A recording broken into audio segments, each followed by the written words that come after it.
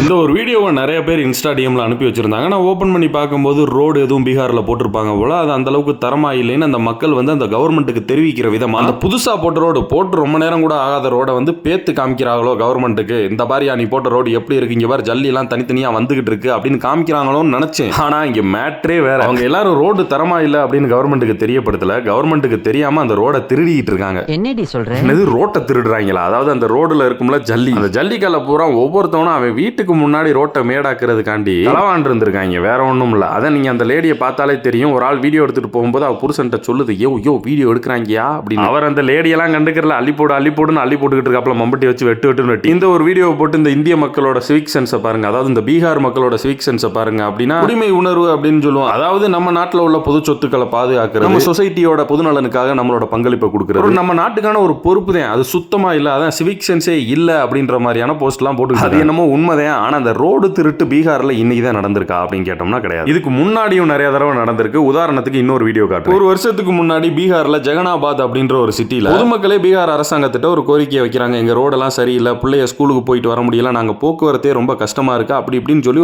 ஒரு கோரிக்கையை வைக்கிறாங்க. இது ஒரு முறையான ரோடு போட்டு தர சொல்லி அவங்க வந்து ஒரு கோரிக்கையை வைக்கிறாங்க. அதை ஏத்துக்கிட்டு பாத்தீங்கன்னா சிமெண்ட் ரோடு வந்து கவர்மெண்ட் போட்டு. சிமெண்ட் ரோட பத்தி தெரியும். அதாவது சிமெண்ட், ஜல்லி, இந்த மாதிரி மண் இதெல்லாம் வச்சு ஒரு மிக்ஸ்டு டிசைன் ரேஷியோ இருக்கும். அதாவது அந்த ரோடு போடுறதுக்குன்னு ஒரு மிக்ஸ்டு டிசைன் ரேஷியோ இருக்கும். அதுல கலவையை போட்டு ரோடு நல்லா தான் போட்டுட்டு இருந்திருக்காங்க. போட்டுட்டு போக விட்டு புறமண்டையில் அடிச்ச மாதிரி ரோடு போடுற அந்த கான்கிரீட் போட்டு போயிருப்பாங்கல்ல, போட்டு போன கொஞ்ச நேரத்தில் மம்பட்டியும் தட்டையும் அள்ளிட்டு வந்து எல்லாரும் சிமெண்ட் கலவையை அள்ள ஆரம்பிச்சிருக்காங்க அந்த ஊர் மக்கள். அந்த ஒரு வீடியோவை நீங்க பாத்துக்கிட்டு இருக்கீங்க. என்ன